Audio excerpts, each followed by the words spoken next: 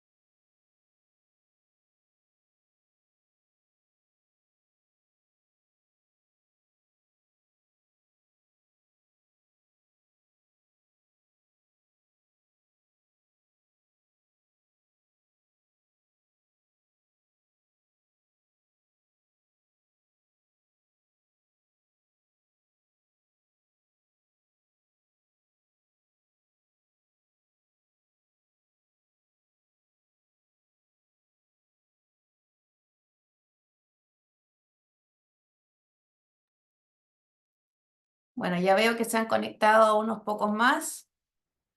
Eh, Vamos a esperar un poquito más, son recién las 11:01, a ver si se conectan más personas.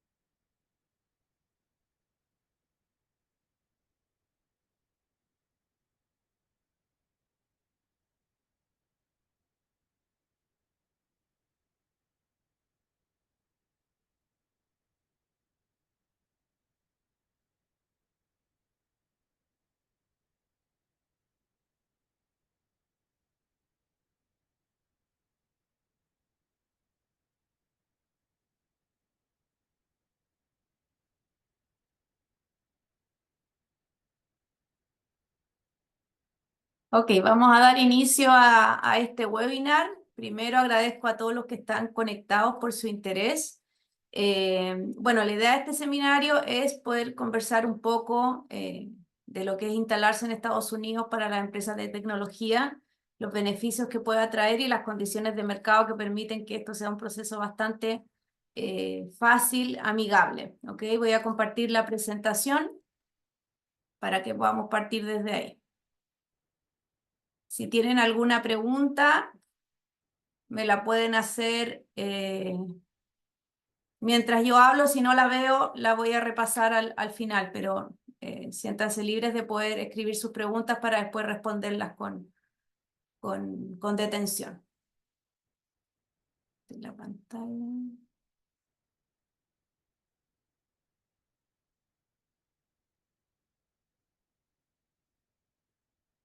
Ok, ahí está la presentación.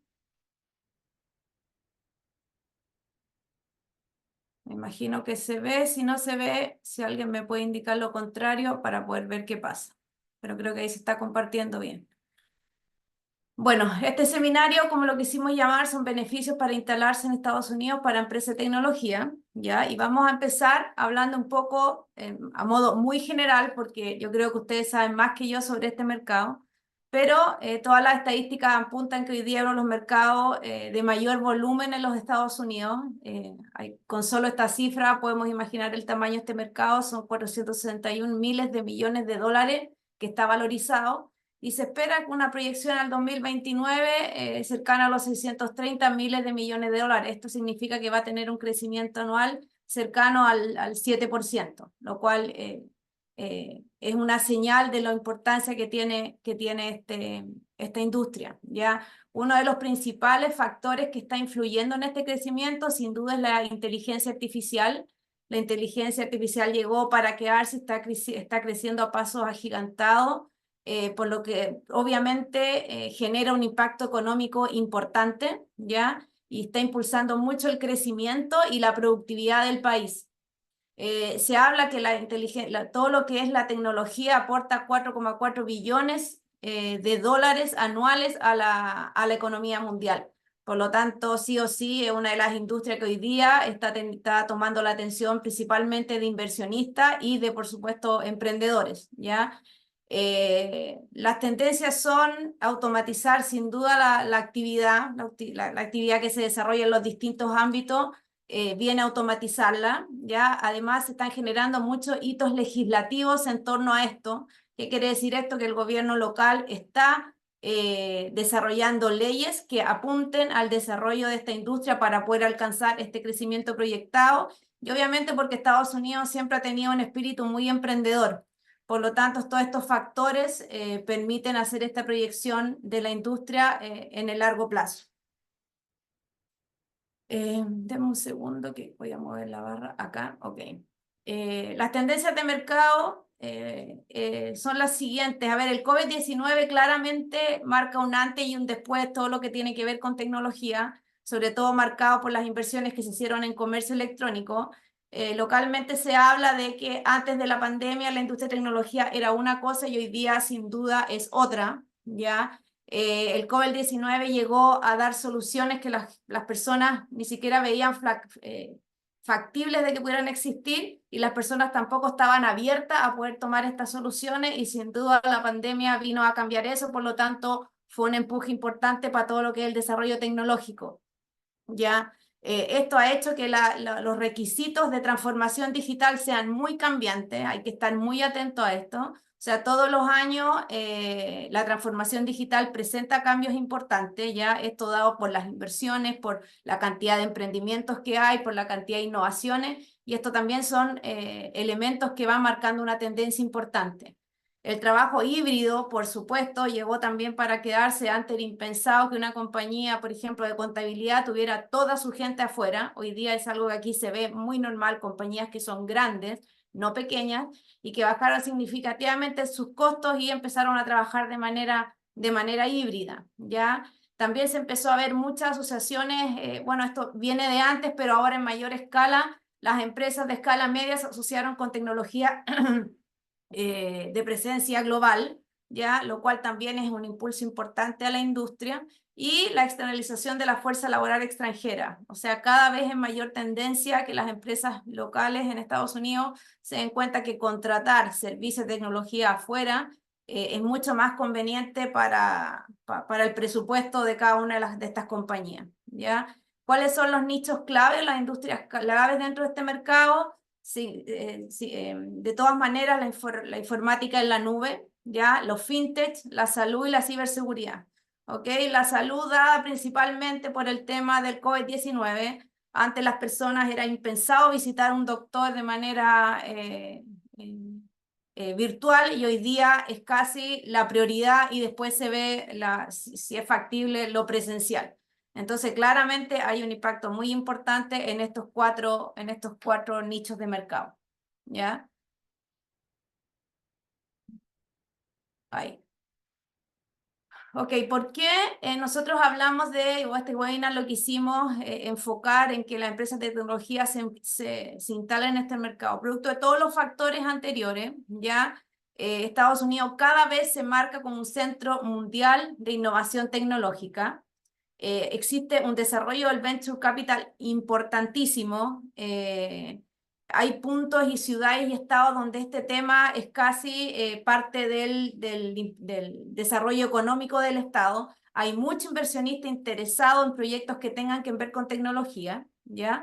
Pero por otro lado hay factores que tienen que ver con la confianza. Para una empresa local en Estados Unidos no es lo mismo sentarse a hablar con una empresa que está basada legalmente en Estados Unidos o que esté basada localmente en Latinoamérica. ¿Y por qué? Por la responsabilidad legal. En Estados Unidos todo lo que tiene que ver con lo legal, con los contratos, los acuerdos, juega un papel primordial al momento de hacer negocios. ¿Por qué? Porque sobre todo en tecnología, ya que estamos hablando casi de servicios muchas veces, los contratos tienen una normativa y al haber incumplimiento, para ellos es mucho más fácil lidiar con una empresa basada en los Estados Unidos que una empresa basada en Latinoamérica porque ellos desconocen la ley de Latinoamérica. De hecho, acá localmente se sabe que la ley en Latinoamérica corporativamente no funciona tan bien como en Estados Unidos, por lo tanto para ellos marca una diferencia.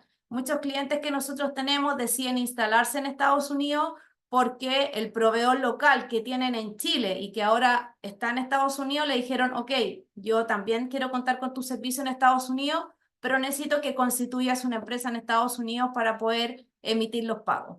¿Por qué? Por estas dos cosas que yo les estoy hablando, ¿ya? Obviamente también es algo que todo el mundo cree que no es así, pero instalarse en Estados Unidos es muy barato, ¿ya? Es barato, es rápido y es sencillo. Eh, a- a- eh, Esto es muy diferente a lo que nosotros conocemos en Latinoamérica. Ya más adelante les voy a explicar bien cómo es el proceso del soft landing y cómo funciona tener una empresa acá, pero también una de las razones por la cual las empresas deciden instalarse acá y es bastante conveniente. Y un punto muy importante también es la facturación, pero no la facturación solo del punto de vista de que el cliente local quiere tratar con una contraparte que sea otra empresa local, no solamente de ese punto de vista, sino también que por temas tributarios, tributación internacional. Muchas veces los países, por ejemplo, voy a dar el caso de Chile, que es el más reciente, eh, acaba de entrar en vigencia en el mes de enero el convenio de doble imposición entre Chile y Estados Unidos, y eso hace que tributariamente para los extranjeros residentes en Chile que tienen compañías acá, tributariamente tienen muchos beneficios. ¿Ok? Tienen reducciones impositivas. Por ejemplo, los dividendos no pagan el 30%, pagan el 5%, teniendo una tasa tributaria que muchas veces eh, resulta increíble decirlo, pero puede ser más baja que la tasa tributaria que tú puedes tener en Chile producto de este convenio, ¿ya? Y es muy usual que las compañías de servicios triangulen los servicios también para ahorrarse ciertas tasas tributarias y aprovechar los beneficios de Estados Unidos. Tenemos clientes que tienen empresas en Colombia, crean una empresa en Chile, otra en Estados Unidos, hacen la triangulación y se prestan servicios entre ellas y logran unos muy buenos beneficios tributarios. Esa es una de las principales razones también por las cuales las empresas deciden instalarse acá.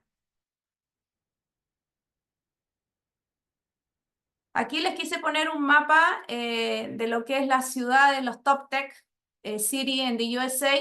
Estas son las ciudades donde más existe presencia de tecnología en los Estados Unidos. Ya si se dan cuenta, todos sabemos que California, Texas y Florida, ya son estados importantes, pero es importante también que ustedes al momento de decidir dónde instalarse, entiendan que no solamente se tienen que fijar en la industria, o sea, qué desarrollo tecnológico tiene, cómo son las redes en la industria de tecnología, que todos sabemos que eso es muy importante, sino que también tenemos que entender cuáles son las implicancias tributarias. Si hablamos de Nueva York, si Nueva York bien es un mercado con muchas redes en la industria de tecnología, es un mercado muy caro para instalarse porque tiene muchas tasas impositivas, ya tiene tasas impositivas por ciudad, por condado, personal, por lo tanto al final la carga tributaria es tan alta que no conviene, ¿ok?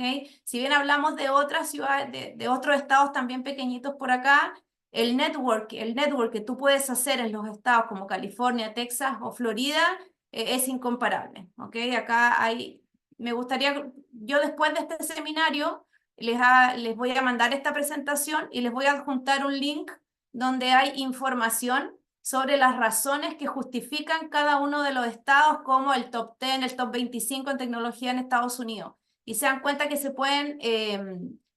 consideran distintos factores, la fuerza laboral que yo puedo tener en tecnología, la red de contacto, las asociaciones, las empresas grandes. Hay un montón de factores que pueden incidir en que si un estado es bueno o no para yo poder instalar mi empresa de tecnología. ¿Ok? Aquí les voy a hablar un poco del soft landing, el paso a paso. Este es un esquema que nosotros siempre presentamos que nos parece lo más claro posible. Eh, Voy a ir paso a paso a partir de ahora, pero quiero que entiendan que acá, en estas dos partes donde hay como dos cuadrados, ¿ya? Quiere decir que esto se puede hacer de manera paralela a lo otro, ¿ya? Armar compañías en Estados Unidos es bastante flexible, no es un proceso difícil, pero requiere de saber muy bien las cosas que se deben hacer. No es que un paso esté determinado por otro algunas veces, pero sí no se te puede olvidar hacer ese paso o dar ese paso, ¿ok? Vamos a partir por partes. Vamos a partir por el análisis operativo y tributario, ¿ya? En análisis operativo tributario, quiero mencionar tres cosas muy importantes. En análisis de mercado, si bien todos sabemos que tenemos que ver las oportunidades, las necesidades, etcétera, lo que todos sabemos como análisis de la parte comercial, es súper importante que consideren las asociaciones que puedan existir que los puedan ayudar a hacer este análisis de mercado, ¿ya? Muchas veces resulta obvio que para llegar a un mercado hay que hacer una investigación de mercado, pero muchas veces las empresas no las hacen y el costo de no hacer eso es bastante elevado. Aquí hay instituciones y asociaciones que a diferencia de Latinoamérica funcionan muy bien en el sentido de poder entregar información de mercado para que el negocio o la inversión extranjera pueda desarrollarse en los Estados Unidos. Particularmente en Florida, que son dos de las asociaciones con las cuales nosotros trabajamos muy de cerca, es el Beacon Council y Select Florida, quizás alguno de ustedes ya lo ha escuchado. Ellos tienen información gratis, disponible, de la que ustedes necesiten para poder desarrollar su negocio. Obviamente no va a ser a medida, pero sí hay mucha información que yo les puedo entregar y sobre todo la red de contacto que ellos puedan generar. En el tema tributario, lo que les contaba hace poco, cómo va a afectar la entrada y salida de capitales a la sociedad incorporada en Estados Unidos. Al estar incorporado en Estados Unidos, eso tiene implicancia. Si ustedes ya están basados en algún país de la TAM, eso ya va a tener una implicancia a nivel global. Eso quiere decir que ustedes tienen que analizar muy bien cómo tributariamente les afecta tener una compañía en los Estados Unidos y qué esquema tributario les conviene más considerando los beneficios que tiene cada acuerdo entre países, ¿ya? Los impuestos también y permisos que afectan la operación del negocio. Todos los estados tienen impuestos que funcionan de manera muy distinta, si bien todos los impuestos son conocidos como los federales, que es a nivel nacional, están los personales, ¿ya? Están los de los condados, de las ciudades, y así vamos derivando en una serie de impuestos y ustedes tienen que definir qué estado les ofrece tributariamente el mejor beneficio.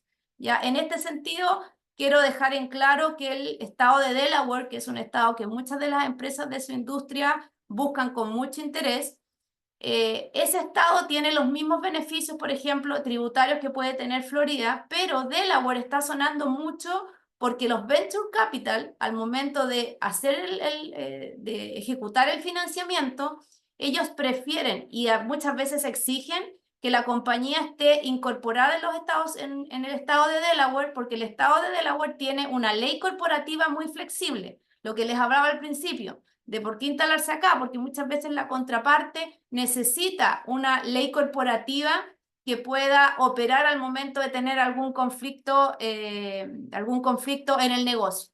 Por lo tanto, los venture capital, para protegerse de eso, muchas veces exigen constituirse en Delaware y eso ha hecho que naturalmente en el mundo de los startups y los emprendedores crean que Delaware es el único estado que tiene beneficios tributarios, pero no es así. El beneficio es 100% ligado a la ley corporativa y como esta te va a proteger al momento de resolver algún conflicto. Siguiendo con el análisis también de los impuestos y tributarios, aquí yo les puse algunos de los impuestos para que tengan una idea, ¿ya? El impuesto federal, que es el impuesto a nivel nacional, ya para los individuos va a fluctuar entre el 10 y el 37%, y para los corporativos el 21% más el 30% en los dividendos. Pero como les dije anteriormente, si usamos, por ejemplo, para una empresa chilena de dueños no residentes acá, no pueden residir en los Estados Unidos, tienen que residir en Chile, ya, pero tienen negocios acá, ese 30% se reduce a 5%. Otro impuesto es el State Income Tax, el impuesto a las ganancias personales, y es eso donde los estados se diferencian mucho. En el caso de Florida y muchos otros estados, el impuesto individual es 0%, ¿ya? Los impuestos estatales y los local taxes, que son como los impuestos a la venta, son el 7% en promedio en Florida, pero los servicios en todo Estados Unidos no pagan impuestos a la venta. Cualquier servicio profesional no va a pagar impuestos. Y otro punto importante también son las licencias y los permisos, que son las regulaciones federales y estatales.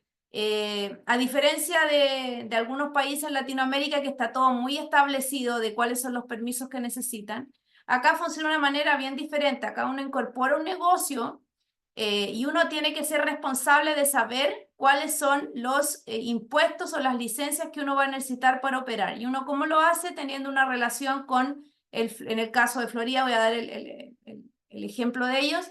Cuando uno hace la inscripción del negocio, tiene que hacerlo de la manera correcta para que el Estado sepa de qué tipo de negocio estamos hablando y ahí ellos determinan cuáles son los taxes que ustedes van a pagar. ¿Ok? Por eso también es muy importante tener una contraparte que los pueda guiar en eso. Generalmente las empresas que vienen a instalarse acá y que los socios o los dueños no están acá, se asesoran solamente por una empresa de contabilidad, pero la empresa de contabilidad, yo te diría que el 99% de las veces no te va a dar las alertas de los impuestos que tú debes pagar. Ellos lo que se van a preocupar son de los impuestos a las ganancias al momento de hacer tu declaración.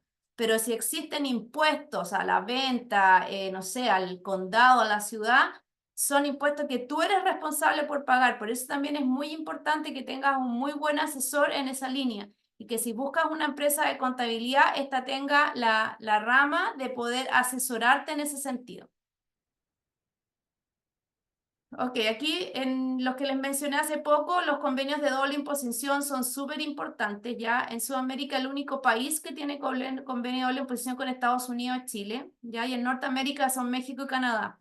Los beneficios ya se los mencioné anteriormente, baja la tasa tributaria de los dividendos, ya, y se elimina el impuesto de retención en la fuente, lo cual es un gran beneficio al momento de hacer negocios con Estados Unidos aplicando el convenio. ¿Ok? En esta parte, que es ya la constitución de sociedad, lo que se conoce en algunos países como el RUT, la cuenta de banco, ya esto es un proceso que es bastante rápido, pero requiere de mucha rigurosidad, ¿ya? Vamos a partir por lo que es crear la sociedad. Para crear la sociedad, lo primero que tienen que pensar y que analizar bien es el tipo de sociedad que vas a constituir. Y esto está 100% basado en el impacto tributario o los costos tributarios que tú puedas tener según lo que tú esperas al futuro para esta compañía. Un ejemplo, el más general, ya que por ejemplo, si tú proyectas que tu empresa en algún minuto va a ir a la bolsa, te va a convenir sin duda la empresa, la C Corp, la corporación del tipo C, ¿ok? Pero si eres una empresa pequeña donde tienes un proyecto a 5 o 6 años, en los primeros años proyectas que no va a ganar mucho, te conviene una LLC porque la carga tributaria va a ser mucho mayor. Entonces, para decidir el tipo de corporación que tú necesitas, requiere de una reunión 1 a 1 con la contraparte que te va a ayudar en este proceso y según cuáles son tus expectativas de crecimiento, es el tipo de corporación o sociedad que te va a convenir según la carga tributaria. ¿Ok? Nos pasa mucho con los clientes de Latinoamérica que les gusta mucho la terminación Corp, ¿ya? Pero la verdad que localmente la mayoría de las empresas son LLC. El 90% diría que son LLC, ¿ok? Que sería la responsabilidad limitada en la traducción. Cuando uno crea la sociedad hay que hacer un registro estatal en el estado que uno elija. Ojo, que constituirse en un estado no implica que yo no puedo hacer negocios en otro. Pero si yo constituyo en Texas y voy a tener una bodega, voy a tener personal en Florida, estás obligado a constituir una subsidiaria en Florida. Porque hay que entender que los estados funcionan como distintos países y ellos literalmente pelean por inversión extranjera. De hecho, aquí hay una feria que se hace todos los años, que van todos los estados a atraer inversión extranjera. Por lo que ellos buscan es que los extranjeros se instalen en sus estados, porque eso obviamente trae beneficios tributarios y esos impuestos quedan para el desarrollo estatal, ¿ok? Entonces, cuando se crea la sociedad en el estado, ahí hay que tener una dirección comercial y que sea física en los Estados Unidos. ¿Por qué hago hincapié en lo física? Hace un tiempo atrás las direcciones virtuales o en los espacios de trabajo estaban siendo muy utilizadas, pero ¿qué pasa? Esa dirección les va a servir para hacer el registro en el Estado, pero al momento que ustedes quieran operar financieramente, por ejemplo en el banco no les va a permitir esa dirección. Y si se las llega a permitir, lo más probable es que a los 6 meses o al año les cierren la cuenta o les pidan una dirección comprobable para que puedan seguir con esa cuenta abierta. Entonces, es muy importante que la dirección sea establecida y física. Muchas veces el banco va a esta dirección y confirma que la empresa está registrada con esa dirección, ¿ok? Para esto es muy importante el Register Agent, que es la agencia que tú contratas para hacer el registro, ¿ya? Muchas veces los Register Agents traen, por supuesto, la dirección. En el caso nosotros ofrecemos nuestra dirección, pero en el caso nosotros tenemos una diferenciación que también la ofrecemos para fines comerciales. O sea, ustedes pueden poner esta dirección en sus facturas, en sus tarjetas de presentación, etc. El 90% de los casos el Register Agent es solamente para temas legales. ¿Qué quiere decir? Todo lo que el Estado te va a comunicar respecto a la constitución legal de tu compañía en la secretaría pertinente, ¿ya? Luego que tú ya tienes la sociedad creada, que este proceso dura 2 a 3 días, que en el fondo el proceso de chequeo que ellos hacen de que el nombre no coincida con otro que esté incorporado en el Estado, porque yo puedo usar un nombre que está en otro Estado y no voy a tener problema, pero ellos no quieren que exista dualidad de nombres en un Estado. Cuando eso ocurre, yo ya tengo todo para poder solicitar mi número de identificación fiscal, EIN number, ¿ya? Este EIN number se solicita por correo regular y para los extranjeros se demora se está demorando 1 mes y medio a 2 meses y medio más o menos en llegar, ¿ok? Para alguien que tenga un Social Security Number, este número se demora 2 minutos. Es un proceso que se hace en línea y es muy rápido de hacer si uno maneja, por supuesto, la información que solicitan. Me pasa muchas veces que los clientes son empresarios que en algún minuto de su vida vinieron a estudiar, a hacer un posgrado, y en esa oportunidad les dieron un Social Security Number. Muchas veces ese número sigue activo. Hoy día ya en realidad la ley está cambiando un poco y después creo que de 3, 4 años los están eliminando, pero en algunos casos me ha pasado que sigue activo y se puede utilizar y el número de identificación fiscal lo dan bastante rápido. Pero esto es súper importante que lo consideren porque si ustedes están en negociaciones y para la negociación necesitan esta corporación legalmente constituida, es importante que este número lo tengan. Sin este número no van a poder operar financieramente. La empresa va a estar formada, tú vas a poder hablar de tu empresa, vas a poder emitir facturas a nombre de la empresa, vas a poder ponerle en la tarjeta de presentación, puedes hacer contratos también, pero si ellos te quieren pagar, tú no vas a poder tener ninguna cuenta en ningún banco porque no tienes el EIN number. Y generalmente las empresas locales prefieren pagar localmente que hacer transferencias internacionales, ¿ya? Y aquí viene el punto de la apertura de la cuenta bancaria. La cuenta bancaria en Estados Unidos es muy importante para los negocios porque es la base de la contabilidad. Los libros contables se alimentan de lo que pasa en esa cuenta bancaria y de haber cosas que ocurren fuera, hay que declararlo y tiene que estar muy bien respaldado, ¿ok? Por eso también el tema de las cuentas bancarias es súper importante porque tampoco es llegar a ir a un banco y abrir una cuenta y además que los bancos tienen distintas áreas dentro de la misma entidad. Y por eso yo puse acá una lámina solamente del tema de apertura en cuenta bancaria, porque este es un gran tema. El nivel regulatorio que tienen los bancos en Estados Unidos es súper alto por todo lo que es el lavado de dinero, el fraude, etc. Por lo tanto, la banca, si bien tiene muchas leyes federales, ellos internamente también tienen muchas políticas para resguardarse, porque si ellos tienen algún problema o no logran filtrar un lavado de dinero, por ejemplo, ellos se pueden ver afectos a muchas sanciones de parte de la autoridad federal. Entonces, ellos internamente tienen sus regulaciones. Entonces, ¿qué pasa? Que la residencia como factor clave es súper importante porque yo les diría que el 90% de los bancos regulares, ¿ya? No van a abrirles cuentas si el dueño de la compañía no reside en los Estados Unidos. Residir en los Estados Unidos significa tener una cuenta de agua, de teléfono, un contrato de arriendo, etcétera, ¿ya? ¿Por qué? Porque queda en dirección comprobable, como recién se los dije hace poco, ¿ya?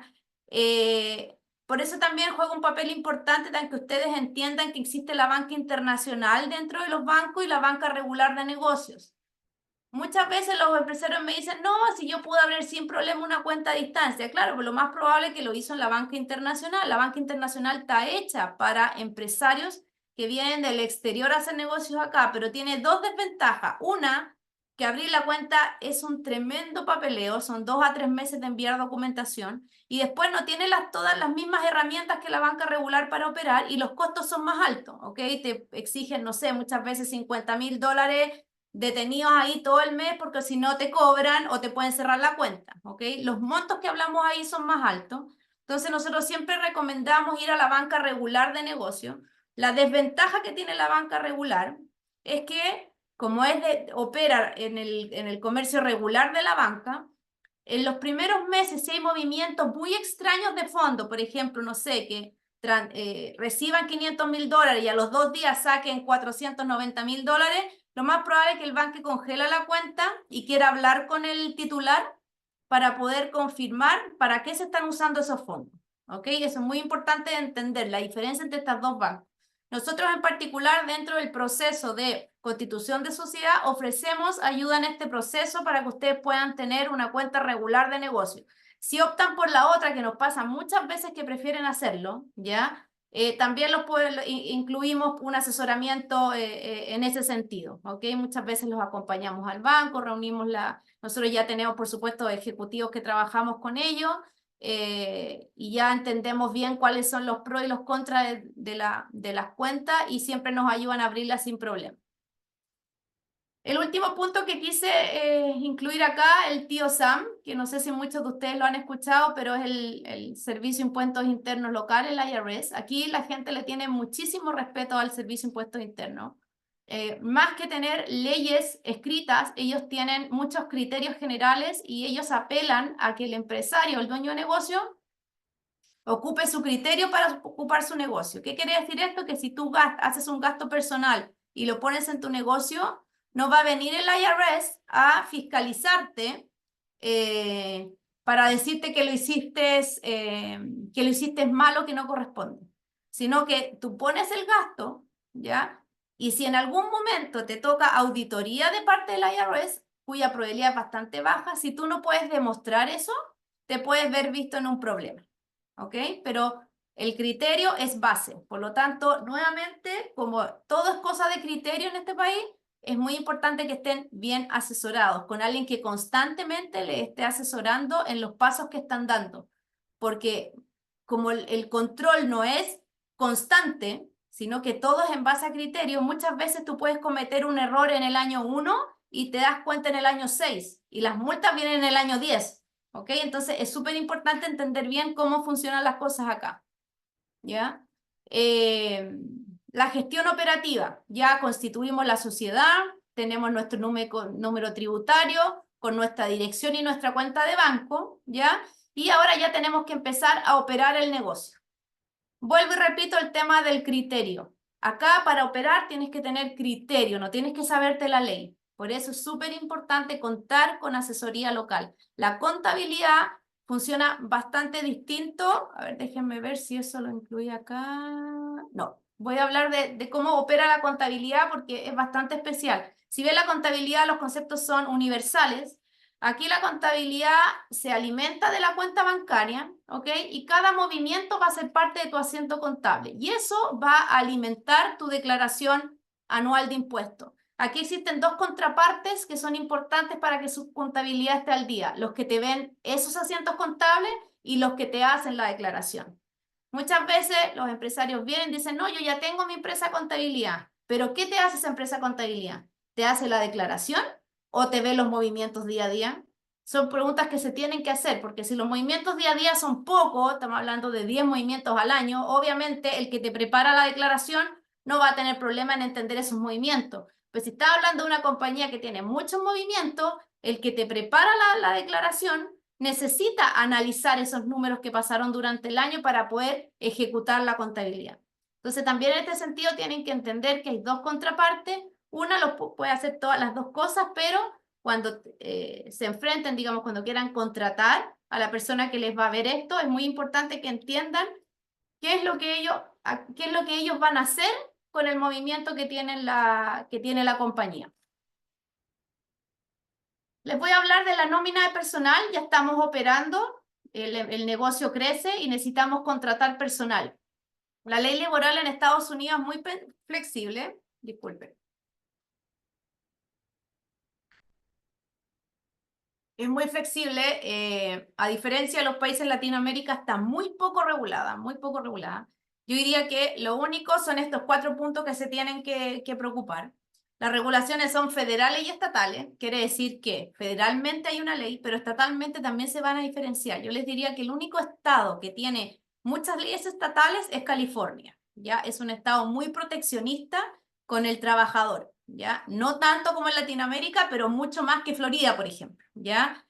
El nivel regulatorio general solo va a controlar las horas y las leyes sociales básicas. Eso quiere decir que tú pagues el Social Security, que pagues el Medicaid, que son los programas públicos, digamos, para la salud y para la vejez, que los pagues al día y las horas. O sea, si la persona trabaja más de 40 horas a la semana, tú estás obligado a pagarle la hora una adicional que esa persona trabajó y eso la ley te lo controla. A no ser que, porque acá existen dos modalidades de contratación. Puedes contratar por hora o puedes contratar por salario. Por hora es lo que todos conocemos, 40 horas, pero por salario tú le ofreces un salario al trabajador y las funciones tienen que estar estimadas a que él no use más de 40 horas a la semana, pero no está normado que sean 40 horas. No sé si se entiende. Es más un concepto genérico, ¿ya? De que esa persona por un salario tiene que desarrollar ciertas funciones, las cuales estimativamente no puede superar las 40 horas, ¿ya? Pero las horas en sí por reloj no están reguladas. Estoy viendo unas preguntas acá. Sí, vamos a enviar la grabación. Aquí no se habla de beneficios, quiere decir que acá no existe el beneficio por maternidad, el beneficio de vacación, no existen esos beneficios, ¿ya? Lo que aquí tú sí tienes son derechos, o sea, tú tienes derecho, por ejemplo, a que no seas tratado de mala manera, que no seas discriminado, y eso sí, acá está súper regulado. Pero acá no existe ley que proteja a la mujer por el embarazo, el prepostnatal, no existen vacaciones. Pero ¿qué sucede? Que al existir esto, el mercado laboral es muy volátil, las personas se cambian muy fácil de trabajo, entonces las empresas grandes, porque las empresas pequeñas no tienen la posibilidad de hacerlo, ¿ya? Ofrecen estos beneficios y es casi como una ley interna de la empresa. Por ejemplo, Royal Caribbean te da seguro complementario de salud, te da vacaciones, le da pre y postnatal a los hombres y a las mujeres, etcétera, ¿ok? Por ejemplo, hay programas para la vejez que pueden mejorar la parte pública, sino que son seguros que ya son más privados y todo eso Royal Caribbean lo tiene. La empresa es pequeña, yo tengo un cliente en particular que es una empresa relativamente pequeña, pero le va bastante bien en tecnología, es de la industria de tecnología, y él sí le da algunos beneficios a sus trabajadores. Y eso es parte de lo que los trabajadores consideran al momento de moverse o no de una compañía. Entonces, naturalmente, el mercado va logrando estabilidad a los trabajadores siempre y cuando el empleador ofrezca buenos beneficios, ¿ya? Bueno, los contratos acá no existen, sino que son acuerdos los contratos son de mutuo acuerdo, o sea, si yo con la empresa o con el trabajador quiero hacer un contrato, lo puedo hacer con un abogado laboral, ¿ya? Pero no está normado por ley, o sea, es algo que yo voy a hacer totalmente independiente a lo que la normativa local me pueda exigir. Pero, por ejemplo, si ese contrato dice que si esta persona termina de trabajar conmigo, no puede trabajar por 20 años después en la industria, cuando nosotros vayamos a juicio, lo más probable es que el juez diga, lo que ustedes pusieron en este contrato no tiene sentido, porque usted no puede obligar a la persona a estar 20 años sin trabajar en la industria. Por lo tanto, lo desestima. ¿Ok? Entonces, ahí hay que tener también la asesoría local, es bien importante al momento de hacer un contrato que sea acorde, digamos, con la lógica y nuevamente con el criterio.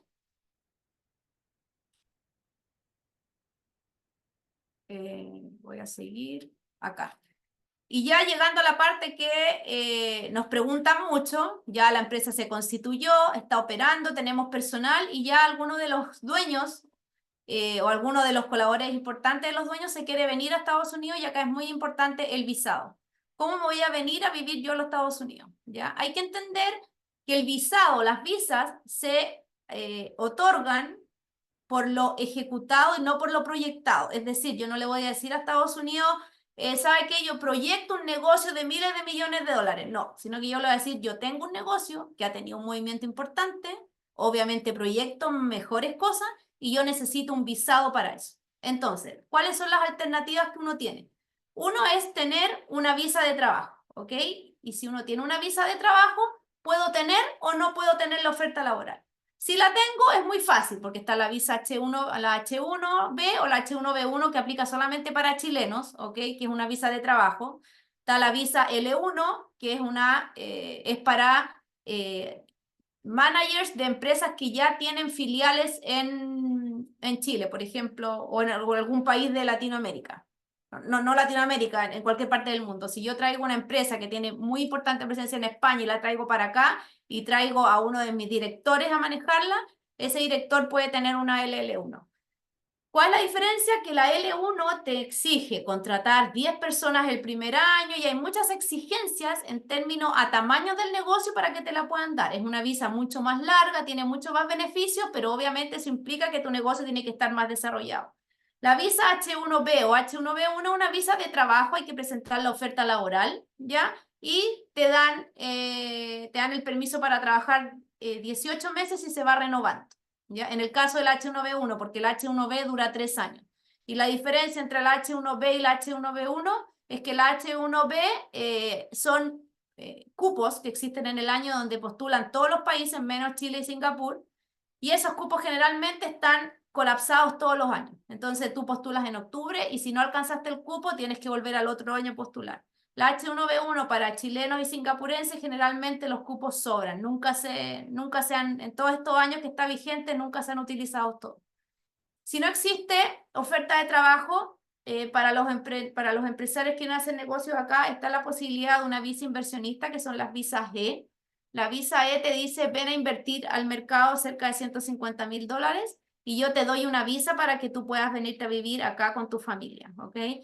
Hay que entender que hay algunas visas que dan beneficios al cónyuge y otras que no. La H1B1 no le da el beneficio al cónyuge para que pueda trabajar. La visa H1B y la E sí se lo dan, ¿ok? Entonces, son elementos que hay que considerar cuando llegamos a esta etapa y hay que pensar en la vida personal. ¿Qué es lo que uno quiere con el cónyuge, con los hijos? Porque cambia, ¿ok? Si uno tiene una visa, uno tiene que venir a Estados Unidos y tiene que pagar impuestos y tiene que tener una vida y un ingreso acá. Eso es lo que busca. Si ustedes quieren solamente venir a ver su negocio, hacer negociaciones y pasar, qué sé yo, 3 meses al año acá, yo le aconsejo a todos mis clientes que saquen la visa B1 o B2, que es la visa de turismo y negocios que tenía anteriormente, por ejemplo, Chile, pues todos los otros países lo necesitan en la TAM, anterior a la ESTA, que es el permiso de autorización de viaje que se da hoy día, ¿ya? La visa B1, B2 es una visa que dura 10 años y te permite entrar y salir con mucha flexibilidad y te permite estar 6 meses de seguir, de corrido. O sea, tú puedes venir 2 veces, 2 meses, puedes volver, después puedes volver a venir. Pero tu sueldo sigue en Chile.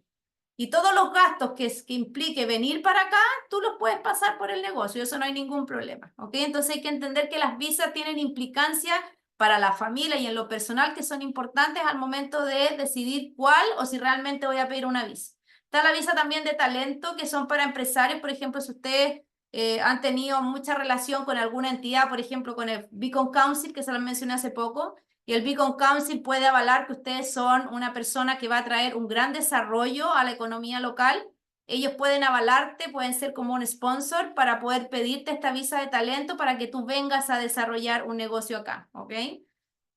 Eso es lo que tiene que ver con visa y también está la posibilidad, que todo el mundo dice, pero yo quiero ser residente, ¿ya? La residencia es un proceso que se puede si tú tienes un background empresarial muy importante, recibiste premios, has tenido desarrollo internacionalmente, se podría armar algo, pero la residencia toma 2 a 4 años que te la den. Es un proceso bastante caro, cuesta cerca de 15.000, 20.000 dólares, las visas cerca de bueno, la inversionista es la más cara, que son como 10.000 dólares más o menos, y toda la otra en un promedio de 7.000 dólares, ¿ok? Pero la residencia es un proceso muy lento, ¿ya? Por lo tanto, lo que yo siempre sugiero es, tomen una visa y cuando tengan la visa, durante ese proceso, empecemos a pensar en la residencia, ¿ya? Bueno, eso es lo que queríamos presentarlo hoy día, ¿ya? Acá nosotros tenemos, contarles un poco de nosotros. Nosotros somos una empresa de consultoría corporativa. Estamos basados en todos los países que ustedes pueden ver acá, ¿ya? En todos los países prestamos servicios similares que son de asesoría corporativa y legal. Lo que buscamos es poder ayudar a empresarios como ustedes que buscan hacer negocio en los países donde tenemos sede, poder ayudarlos en la operación y que ustedes puedan focalizarse con tranquilidad en la parte comercial, ¿ok? Tenemos una red de contacto importante en los países donde operamos, tenemos un equipo profesional bastante grande a nivel internacional en todos los países donde estamos, somos cerca de 250 profesionales y pueden contar con nosotros, nos caracterizamos por en realidad acompañar a nuestros clientes en el proceso y poder ayudarlos de la mejor manera para que puedan entender este mercado que a veces es bastante fácil de operar, pero el hecho de que sea criterioso, como les dije antes, puede complicar un poco las cosas. Bueno, muchas gracias. Voy a ver si hay alguna pregunta para poder... eh, bueno, ahí me están dando las gracias. Muchas gracias también acá. ¿Cómo funciona el servicio de exportación de productos en acero desde Chile? ¿Hay barreras o trabas sobre impuestos para ingresar a Estados Unidos? A ver, esta es una pregunta muy específica. Cuando hablamos de exportación hacia Estados Unidos, primero hay que tomar el código arancelario, es lo primero que hay que hacer. Con ese código arancelario hay que hacer un análisis de ese producto en particular para ver cuáles son las implicancias, qué es lo que dicen los tratados de libre comercio respecto a eso. Así que, Jorge, si tú quieres, me escribes personalmente y yo te puedo guiar un poco más referente a tu pregunta en específico. No tengo problemas con eso. Estoy revisando si hay algo. Grabación, grabación. ¿Asesoran para comercializar productos que requieran FDA? Sí, sí lo hacemos. Sí, asesoramos en FDA. Lo que pasa es que nosotros tenemos un modelo de negocio bien particular. Nosotros hacemos asesorías generales, ¿ya? Por ejemplo, hace poco trabajamos con un cliente que quería exportar juguetes. Nosotros le dimos todo lo que ella va a necesitar para hacer esto. Y cuando tú estás autorizado o certificado para exportar a Estados Unidos, tienes que hacer el proceso, ¿ya? El proceso lo pueden hacer ustedes, pero obviamente cuando te lo hace una persona local, ¿ya? Obviamente es más rápido y es más seguro porque muchas veces cuando lo hace la empresa no entiende algunos conceptos. Entonces también, Ángelo, escríbeme para que podamos conversar de eso y explicarte qué tipo de servicio nosotros damos en lo que se refiere a certificación de la FDA. Con la obtención de, bueno, lo mismo que mencioné recién, la obtención de la aprobación de la FDA. Porque en el fondo lo que tiene, la FDA lo que aprueba es la planta y tiene que llenar ciertos formularios, los representantes de la FDA en el país de origen revisan la planta donde se produce el producto, valga la redundancia, y esa es la certificación que se necesita. Y todo eso es un proceso de llenado de formulario. ¿Qué recomiendas como scouting para la innovación minera? Oh, el tema minero es un tema, funciona bastante diferente. Julio, escríbeme porque podría estar mucho rato hablando de todo lo que es minería y funciona de una manera súper diferente. ¿Ya? Hoy estamos exportando servicios. ¿Tiene sentido abrir una empresa? Deme un segundo, estoy leyendo. Me preguntan si tiene sentido abrir una empresa que funcione como agente comercial.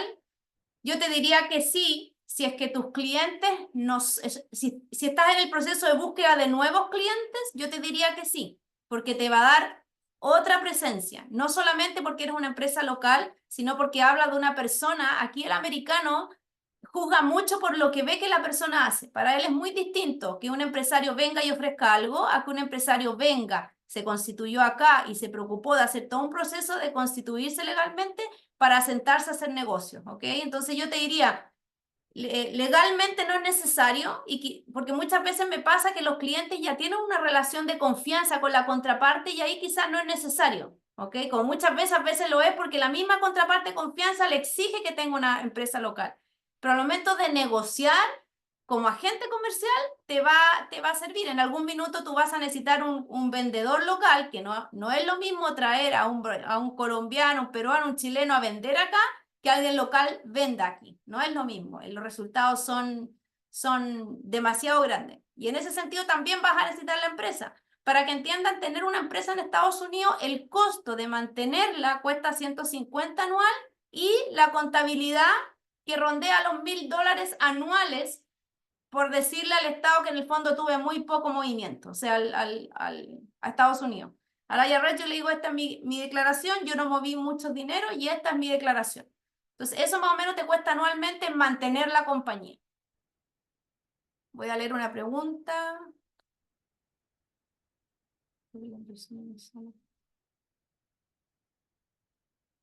Bueno, aquí me hablas que la inversión inicial es bastante alta para establecerlo sin tener un cliente en Estados Unidos.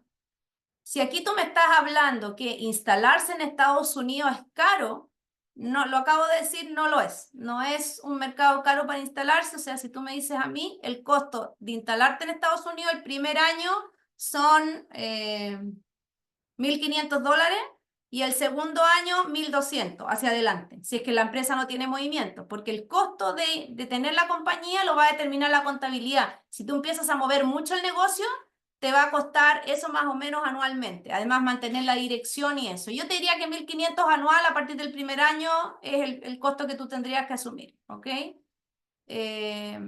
Para la salud.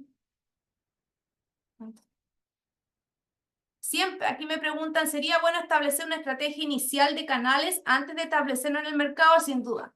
Todo lo que tiene que ver con la estrategia es el primer paso antes de formar cualquier compañía legalmente hablando. La compañía legalmente hablando te va a servir al momento que tú haces el primer contacto con clientes.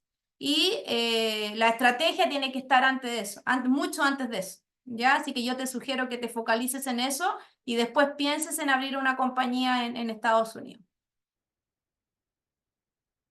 Novedades de subsidios para empresas TIC para la versión de... Sí, hay mucho, pero hay que verlo estado por estado y también el tipo de servicio que estamos hablando. Hay que entender que las ayudas estatales, ¿ya? Nuevamente, son en caso a cosas que ocurren. O sea, yo no le voy a decir al Estado, fináncieme o ayúdeme, pero yo no tengo nada.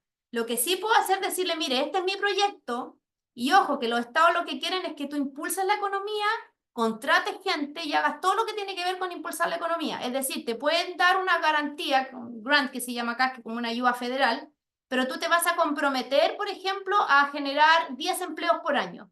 Te dan el grant y el segundo año, si tú no contrataste a esas personas, te piden ese dinero de regreso. ¿Ok? O sea, hay beneficio, pero también hay que entender que el negocio tiene que impulsar en la economía local. Si no, ese grant te lo van a quitar.